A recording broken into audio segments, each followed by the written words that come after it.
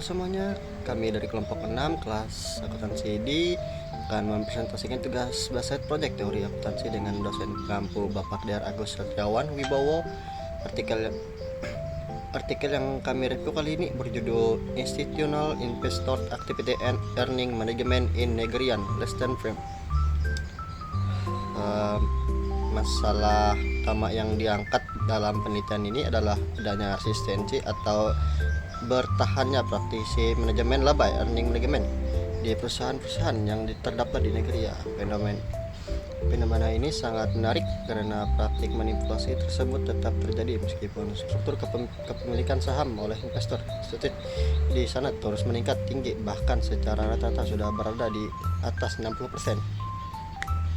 Secara spesifik, masalah ini dipicu oleh tingginya asimetri informasi antara pihak manajemen dan pemegang saham yang kemudian memunculkan operator manajemen menegar di sana memiliki insentif yang besar untuk manipulasi laporan keuangan guna mencapai target bonus pribadi atau demi memenuhi ekspektasi pasar tindakan opportunities. Ini pada akhirnya merugikan investor karena merusak kualitas dan transparansi pelaporan keuangan perusahaan. Perkenalkan, nama saya Rahmat Andika Putra dengan NIM 23303030303057. Di sini saya akan menjelaskan apa masalah dalam penelitian ini.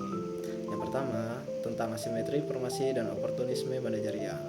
Dalam bisnis, sering ada celah di mana manajer memanipulasi angka laba demi mengejar bonus atau ekspektasi pasar. Sayangnya, tindakan untuk mempercantik laporan keuangan membuat kualitas laporan keuangan jadi turun. Yang kedua, tentang efektivitas monitoring atau pengawasan. Manajer suka memanipulasi laba.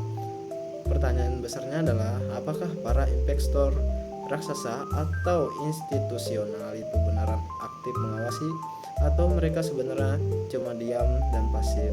Ini masih menjadi perdebatan besar. Yang ketiga, konteks lingkungan bisnis. Masalah ini makin rumit karena di Nigeria penegakan hukumnya masih lemah dan resiko korupsinya tinggi. Jadi efektivitas pengawasan dari investor tadi benar-benar diuji di lingkungan yang peraturannya longgar. Perkenalkan, nama saya Franciscus Alberdi. Pada bagian ini saya akan menjelaskan teori apa saja yang digunakan pada penelitian ini. Pada penelitian ini terdapat 3 teori utama yang digunakan sebagai landasan untuk menjelaskan hubungan antar variabel penelitian. Teori yang pertama adalah teori keagenan atau agensi teori. Teori ini menjelaskan adanya konflik kepentingan antara manajemen sebagai pengelola perusahaan dan pemegang saham sebagai pemilik perusahaannya. Dalam kondisi tertentu, manajer dapat melakukan tindakan yang menguntungkan dirinya sendiri, seperti manipulasi laba. Oleh karena itu, diperlukan mekanisme pengawasan untuk mengurangi biaya agensi dan memastikan kepentingan pemegang saham tetap terlindungi. Teori kedua adalah teori stewardship.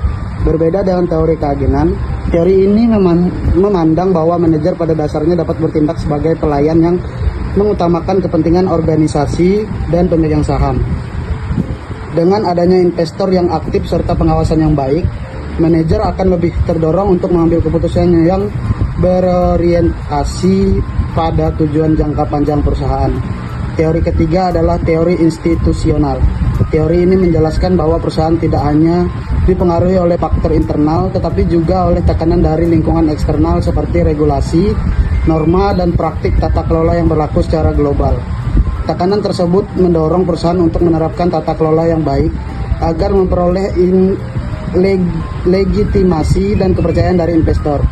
Jadi ketiga teori ini digunakan untuk menjelaskan bagaimana pengawasan, peran manajemen, dan tekanan lingkungan eksternal dapat mempengaruhi perilaku perusahaan dalam menjalankan tata kelola dan menyusun laporan keuangan. Baik, perkenalkan, nama saya Rizal Fernando dengan NIM 23303030309292. Baik, di sini saya akan menghubungkan teori yang digunakan pada teori keagenan. Manajemen laba dipandang sebagai bentuk diskresi manajer yang tidak terkontrol.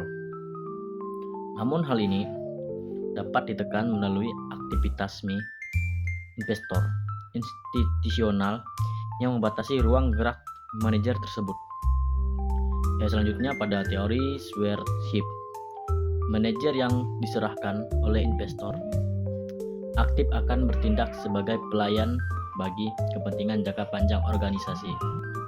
Terakhir, melalui teori institusional, keterlibatan investor besar otomatis mendorong perusahaan beralih dari praktik akuntansi agresif dan transparansi karena adanya tuntutan kualitas laba yang tinggi dari pihak eksternal.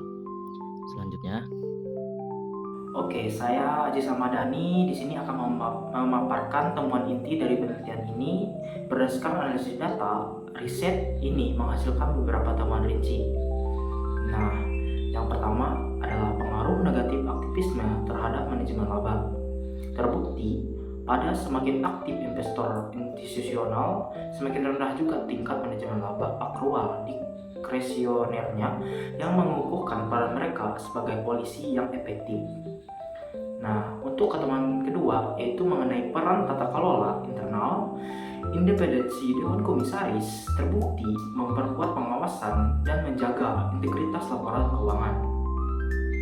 Nah, temuan yang ketiga yaitu leverage sebagai pemicu.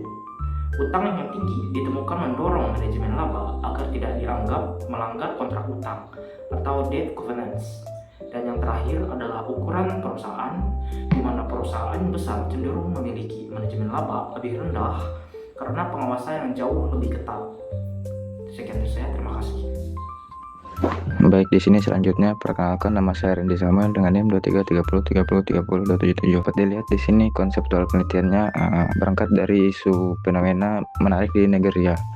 Di sana kasus manipulasi laba masih terus terjadi secara masif. Padahal kepemilikan saham oleh investor institusional sangat tinggi, yaitu di atas 60%. Nah, disinilah kondisi ini memicu pertanyaan bagi kelompok kami, apakah investor institusional di sana benar-benar aktif melakukan pengawasan atau justru mereka pasif. Selanjutnya, untuk membedah fenomena ini, kami menggunakan 3 teori utama, yaitu yang pertama teori keagenan atau agensi teori, di mana aktivisme investor diharapkan mampu menekan tindakan moral hazard atau yang biasa disebut kenakalan manajer serta mengurangi asimetri informasi antara manajemen dan pemilik modal. Di situ yang kedua, kami menggunakan teori institusional. Nah, dari teori ini kami melihat bahwa hadirnya investor institusional membawa tekanan normatif atau standar global yang memaksa perusahaan meningkatkan kualitas pelaporan labanya agar diakui secara institusional. Nah, dapat dilihat di situ yang ketiga, mereka juga menggunakan teori stewardship. Berbeda dengan teori keagenan, teori ini memandang manajer sebagai pengelola yang berniat baik. Di sini juga aktivisme investor berfungsi sebagai mitra yang memfasilitasi tata kelola yang baik agar manajer bisa bekerja lebih optimal. Nah, dari latar belakang dan teori tersebut ada model penelitian yang dibangun di situ. Variable independen atau variable X-nya aktivitas investor institusional atau institutional investor activism. Kami ingin melihat sejauh mana peran aktif mereka. Nah, di situ juga variable dependennya atau variable Y, manajemen laba atau earning management. Di situ untuk mengukur tingkat manipulasi laba yang terjadi. Nah, selanjutnya di situ agar analisis hubungan antara variable X dan Y akurat dan tidak bias. Di situ juga penelitian tersebut memasukkan 7 variable kontrol. Dapat dilihat di situ ada yang pertama ukuran perusahaan atau firm size. Yang kedua ada umur perusahaan, yang ketiga ada ukuran dewan, selanjutnya ada independensi dewan, selanjutnya ada jenis industri, selanjutnya ada leverage keuangan, dan paling terakhir di situ ada struktur kepemilikan. Baik, itulah hasil penjelasan dari saya. Selanjutnya saya serahkan kembali. Terima kasih. Kesimpulan akhir dari review jurnal kelompok kami adalah bahwa pengawasan aktif dari investor institusional bukan sekedar formalitas kepemilikan saham biasa. Aktivisme mereka terbukti menjadi instrumen pengendalian atau tata kelola eksternal yang sangat efektif untuk membatasi diskresi manajer dan menjaga kualitas laba perusahaan. Sekian dari kelompok 6. Mohon maaf jika ada kekurangan dalam penyampaian kami. Terima kasih atas perhatiannya dan selamat menikmati. Riana.